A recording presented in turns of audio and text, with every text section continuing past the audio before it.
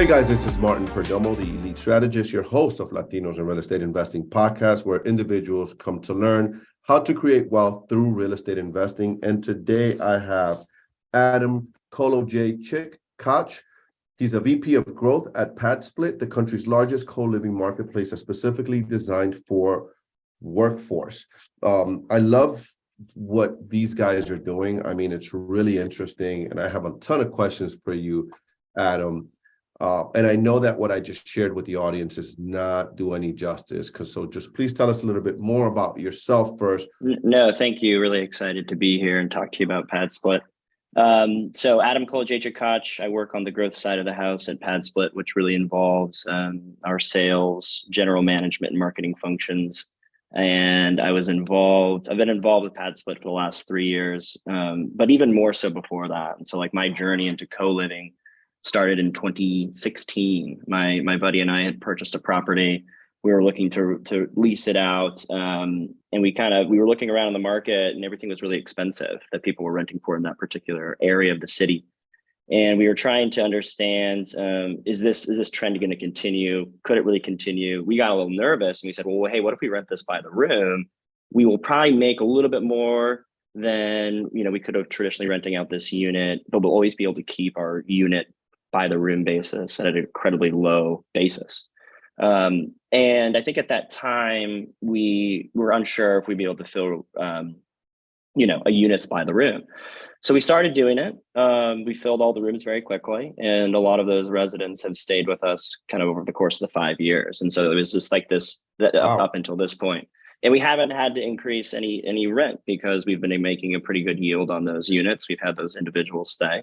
And it just clicked for me, at least, of like, wow, this is a very interesting concept. And so at that time, Atticus, our founder of PadSplit, he fell into this way before I did. And so I was pretty late to the game.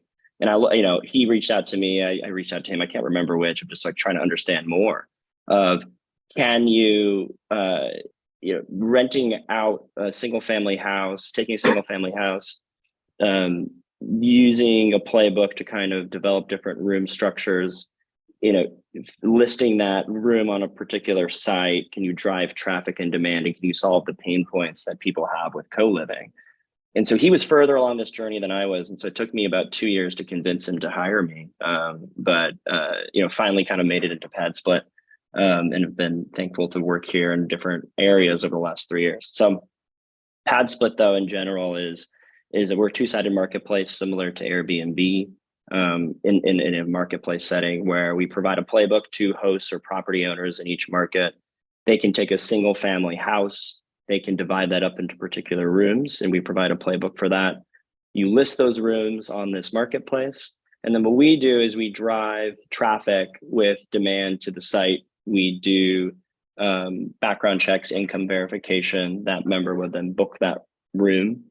And then we have a platform to help manage that, the facilitation of that management, while also providing like a 24/7 support line to help manage co-living. And so I think about, people have been doing this for a very, very long time. I think there's a lot of pain points associated with co-living, which is placement, which is management of members, and its collections.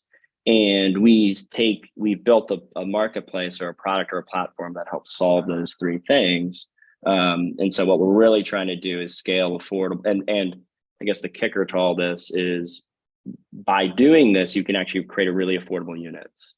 And we know that we have a massive housing shortage, affordable housing crisis in all of our cities across the US and beyond, where hosts can really provide cheap, safe, and affordable housing very quickly. And so we think about what each of our cities is trying to do to combat the affordable housing crisis. We already have existing infrastructure.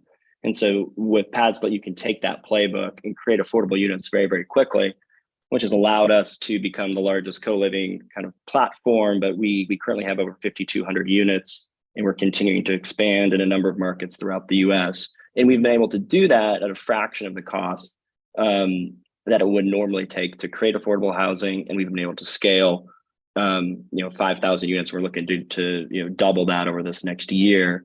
And so it's just a rapid way to provide density, supply, and affordable housing in each of our markets. So you said 5,200 units. Is that actual units or doors, or is That that is is that that's room? doors. That's That's rooms. actual So doors, yeah. right? And okay, cool. Yep. So I got a ton of questions. The first question is, so I love it. I rented a room in a basement, so understand the concept of people that don't have uh large incomes. This is great. That's a great solution. If someone is listening and they're like, oh, love that idea, I have this house, right? But man, you're not in my market. Can they still use your playbook and then apply it in their market where they are? The current kind of debacle that we're having now of how do we expand, how do we go to different markets, what's the best use of resources, and so right now we have in the playbook you provide a furnished bedroom, so that is a desk or light or bed, different artwork. I think what's interesting about having a marketplace is that people have taken that to different levels. So there's like a minimum that we talk about in providing, and now hosts, because what you're really trying to create, similar to Airbnb, is a really good housing and living experience, and some have taken that beyond. So now some hosts are putting like full desks. They have different tiers. They have TVs. They're doing all these different things that I don't think we ever really thought about early on. And so people have started to evolve, and I think that's the kind of beauty, or at least learning or understanding that I have, is that people that provide a really good member experience tend to have really, really good outcomes. So why should we limit that? And so people have kind of evolved that piece. So, in the future, will people be able to do this with unfurnished rooms and require that our residents bring that? I can see that in the future, but as right now, you provide a furnished room and a furnished living experience for those particular members. Like right now, we are in Atlanta, all throughout Florida, Richmond, Indianapolis, New Orleans, in Texas, specifically Houston, Dallas, Vegas, and then looking to push into Phoenix, Kansas City, and Salt Lake. And so what do you do when you're outside those markets? We've thought about that, and we've started to craft our marketplace or product to be able to allow for hosts to start to list anywhere. We have found that with density and with launching and kind of like really proving the concept in these markets, a lot of our member base stays with us for the course. Our average tenure is about 9 months. And so our members stay with us, and they might transfer in between units to try to figure out like the perfect map for co-living. Maybe you don't like your resident, you want to be able to transfer to or your other roommates, you want to transfer to somewhere else. That density, we have found, has really provided a really good experience for our members and hosts. And so, I would love if anyone anywhere can list, and that's like our vision, and that's like the next iteration of these steps. But right now we're in those specific markets. We do have an offering to, if you wanted to take this playbook and have co-living anywhere in the US, you can. And we have a specific program for that, but we're really focusing on really building density in these specific markets and then starting to chip away at the rest of at least the US and hopefully beyond. Yes, we have an offering, and we're looking to build that out so that people can list anywhere. That said, we really want to guide people to these core markets where we have proven success, where we have that density, where we know, I think that there's this like expectation that, like, I personally believe that anyone, anywhere, there's a need for this. I think every city's on their journey of co-living, and I just don't know where each city is at with that. Meaning that there's certain cities where people feel much more comfortable renting a room, whereas in other cities they might not. And so I think that's been our kind of like our push and pull of, which markets are more successful within that to start, and then where do we want to go? And it's not to say that your market isn't prime for co-living. I just think every city's on that journey, and so understanding that's really important. In real estate, we have the saying, you make your money when you buy. However, the margins when you rent by room and your return on investment typically is higher. So I like that idea. What is your average room rents for in all of these things that, like just overall in your portfolio? So one of the pieces I didn't talk about that is really important is we rent by, or we price by the week. And so what we have found is that by staying with this particular population on a weekly basis, it maps out more to when individuals get paid, when there's an affordable aspect of just of providing like week to week options. And so our commitments are longer, but people pay by the week. And so we normally price things out by the week, which is about, I think, $160 a week. It comes out to be about $760 750, 700 is like an average room. That includes all utilities, that includes Wi-Fi, that includes all those aspects. But if you can imagine now, I've taken this single family house that might have rented for, call it $1,400, and let's just use that number for a particular market. And now all of a sudden I'm adding kind of 6 to 7 bedrooms. My top line is increased 2x, if not more, beyond that. And so I do have a lot of yield, a much higher yield.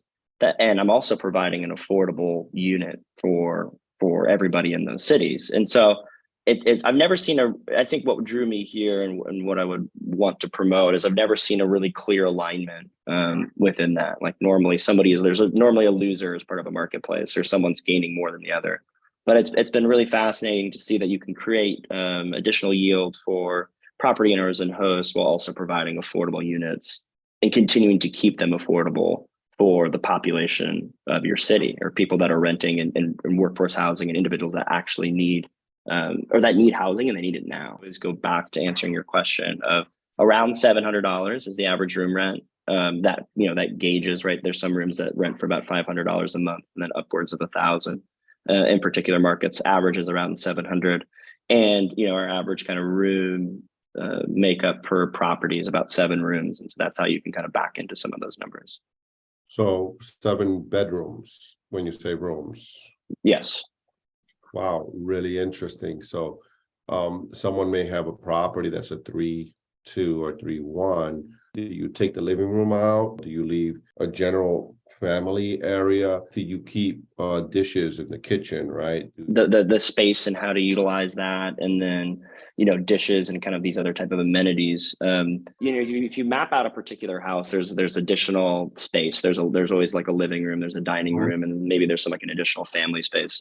We in our playbook, you would create rooms out of those, and that's where your fractional kind of model comes in. Yep. Where that said, there are hosts that have provided additional things that we never thought about from a standard piece. It makes sense to you when you're asking the question now, but I think when we thought about it originally, or at least my iteration of it, was plates and these other type of amenities didn't come up. I was just really trying to make sure that we had like clean, safe, affordable. That was me. Yeah. And then now hosts are really taking that to the next level, where some hosts are offering or stocking the kitchen or doing particular things in that way that allow for a better experience for members, which then leads to better outcomes, better tenure, all of those pieces. And so, yes, you would imagine your typical kind of layout of a house, of a living room, dining room, your typical kind of 3-2, call it, and then maybe in a family room or something like that. And now I'm converting all 3 of those rooms, and then maybe there's some additional space that I'm able to get an additional bedroom out of. But I think the notion that we talk about with a lot of hosts is think about the experience you would want to create for somebody living in your house. And hosts are much more inventive than we are in providing that experience. And it's been awesome to see the iteration of that. And so where hosts are providing an additional amenities, dishes, stocked kitchen, multiple fridges, things that like really have provided a better member experience, which then lead to better returns and for that particular property owner. Man, my wheels are spinning, brother. Based on what you said, the cities you're in, you're on larger metro areas, right? Larger cities, yeah. Metro. Do you find that this concept works in the suburbs, those of us that are not in large cities and not in large metros? Do you find that this works in more rural areas or suburban areas, or not? I think if you think about it, at least I'll talk about Atlanta. Like I think originally we were in its center core, and then throughout time have expanded out on different rings throughout the city. And so now I would say that in some of our properties might even be 45 minutes, an hour outside the city, and people, and I think it's really centered in on where there are particular like job centers, right? That then people need to live or want to live close to where they work. And so I think even us, we're learning as hosts continue to open up particular suburbs, or however you want to think about it, further away from the center core of a city that have been successful. I think for us, we're still learning through that.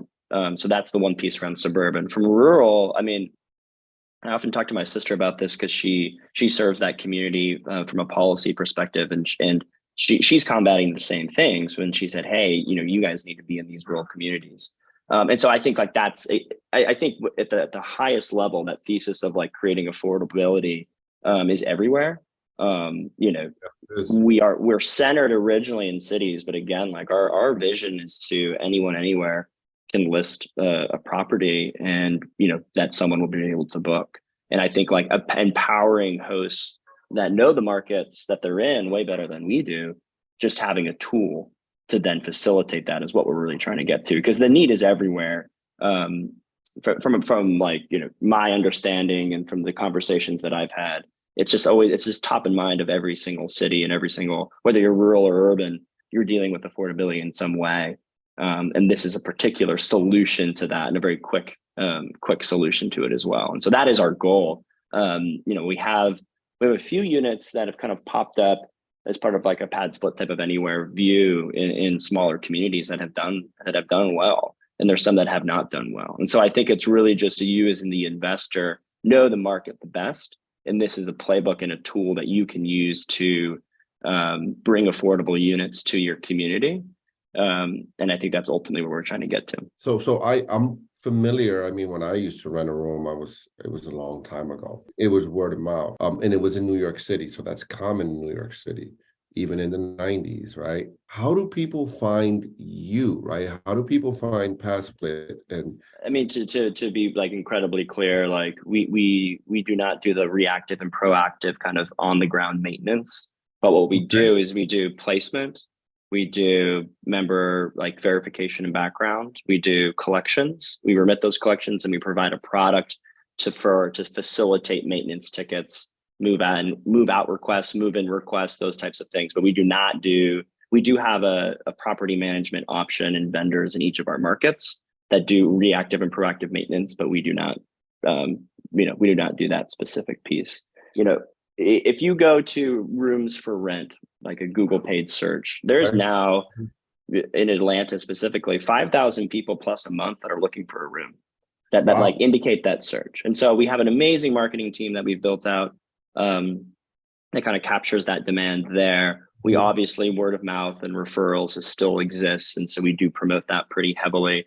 And then we also are striking up particular partnerships in each of our cities or markets where there is a need for affordable units, and yeah, and so thinking about like your larger like grocery chains or other type of specific industries that kind of drive that market, striking up partnerships to kind of help get that notice in front of their particular employees that might need an affordable place to stay.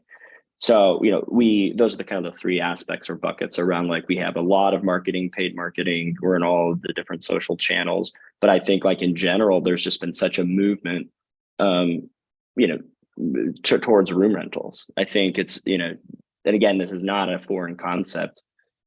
Years ago, this was a very common practice. And I think that we have moved away from that, and now it's kind of moving back to that piece, but it's not I think it's just being, whatever, it's talked about more, people are searching it more, and we can capture that demand. And so that's kind of how we look at some of these markets too. It's does the smaller market, I'll go back to my iteration of where are people on their co-living journey or each city. I'm from Boise, Idaho originally, and I like to look at that as my barometer. And not until the last 2 years are people really looking for rooms. There was always an affordable option. And Boise has really changed over the last 2 or 3 years when it comes to affordability. It's very expensive to live there, and so now people are being pushed to then being able to rent a room. Like people always are gonna need housing, and I think that's just where are people on their co-living journey. But if I look at Boise now, there's a lot more posts on Craigslist, Facebook, wherever, trying to find a room for rent. And I think what we provide is a very consistent, a very clean, a safe, affordable unit that then has transparency, where everyone that has gone through the process has been vetted. That income has been verified. That like the person you're living with has gone through our background checks. Where if you look at Craigslist or these other markets, they have a lot of liquidity there. There's a lot of people looking for rooms everywhere. There's just not a standard that people follow when it comes to the safety aspects of that too. And so I think that's what we're trying to provide. So got away from your question a little bit, but there's a lot of people searching for rooms for rent, and we're trying to capture that market. That's outstanding, man. I really, really like what you guys do. So if people want to connect with you, Adam, how do people find you? How do people connect with you? How do people they want to get involved with you? Maybe they're listening, maybe they're in Atlanta, maybe they're in one of those major markets, or maybe they're not, right? Like I am. And hey, we're interested in using that option. I would ask them to go to PadSplit.com and go to our host section. And from there, you can sign up for additional information. One of our account executives will be able to get in touch with you, and you'll be able to learn a little bit more about our program there. I think in general, with the shift in market that you were just talking about, we in co-living fractional models will always have the highest yield. And when we think about increasing interest rates, and we think about people that might have played a particular buy and flip game that are now having to hold a property, looking at our model as a way to increase yield will always be the highest yield for like a single family unit. And then additionally, like on the policy piece, there's a massive push towards creating affordability in each of our cities. And I think I've had a number of debates or conversations around Airbnb versus PadSplit. And I think about our current Atlanta market, and there's specific policies that have been put in place to limit the amount of vacation rentals in each of our markets. And, this is just a movement towards that, where you're actually housing people in your community. And so there's like a call to action from not just like creating, a passive income and creating your yield, but really making a difference in your community that is recognized, right? And that you're actually serving the members of your community and what they're in some of the housing needs that they currently have. And so, go to PadSplit.com. We have a host section with a lot of information on how to become a host and how to be part of our program. If you are a member listening, you can go to the same site and apply to become a member of our to book a PadSplit. But again, I think there's a lot of shifting things in our market, and I'm very excited that we exist to provide that option to not just investors, but then people in communities that will always need affordable units. Just about to wrap it up, but I do have another question for you. You find that, Airbnb obviously is being regulated in some cities heavily where you could and you can't. And, there's some players that just don't want it, and people sometimes don't want Airbnb. What's the difference here, right? Like, why would a city, you tell me if I'm on the city council and I have to pick, right? Like if I have to vote on, well, yeah, we want Airbnb or we don't want short term. Why is this okay and that's not? Yeah, I think the very clear answer is you are providing affordable options for people in your community versus vacation rentals. I mean, I think it's as clear as that. I think we'll always go through and have these kind of conversations and challenges of how to like develop co-living in each market. But I think like the thesis of what we're trying to solve is to create units in your city. And so if you're a city council person, and I think this has started to happen, right, where Airbnb just listed some type of policy in Atlanta where you can only have 2 Airbnbs and one has to be your primary residence. And I think 50-ish, I'm not sure. I think 54 is ringing in my mind for some reason, percent of Airbnb hosts that had more than 2 units. Like, I don't know what they're going to do with those units, but they can no longer be Airbnbs. Well, because it that supply was being eaten up by vacation rentals versus housing your community. And so to me, it's just like, it's a very obvious answer, a very obvious like solution. Or sorry, if I'm having to pick a choice, which one am I going to pick? I think there's going to be always areas where Airbnbs are needed in particular markets will always do really, really well. And you're providing a really good experience. I think that, people have chased after that to create yield and have not thought about what that actually does to a city. I'm taking that housing unit off of the housing market to create a vacation rental versus having it be rented out to as a traditional SFR, or maybe even rented out as a PadSplit to house more people. To me, it's a very clear choice. And I think we're having more and more of those types of conversations. And I have nothing, I'm not an Airbnb expert. I have nothing against Airbnb. I've hosted myself. Obviously I've booked a few Airbnbs in my in my time, and I very much enjoyed the experience and product and will always use it. I just think like, there's a limit to all of this, but there's no limit to creating affordability in our cities. Or we're tens of thousands of units away from it. There's 40,000 people in Atlanta that are on a wait list for a housing voucher. It's really hard to look at that number and then say, okay, well, what if we increased a bunch more Airbnbs? I just think that there's got to be better solutions, and I think that we're one of those. That's awesome, man. That's amazing. Again, guys, if you want to connect with Adam and PadSplit, go to padsplit.com and learn more. Adam, thank you so much for joining us. Thank you so much for being here. Ladies, gentlemen, thank you for listening. You've been listening to Latinos in Real Estate Investing podcast, and we'll see you soon. Thank you, guys. Appreciate you. Peace out. Hey guys, thanks for watching this video to the very end. If you want to continue to watch videos like this one, click this video right here. I think you would enjoy that. And if you want to continue to learn how to create wealth through real estate investing, check out my online course. It's in the links below. It's how to get your first off-market deal in under 60 days or less. Thanks again for watching. Really appreciate you guys. Peace out.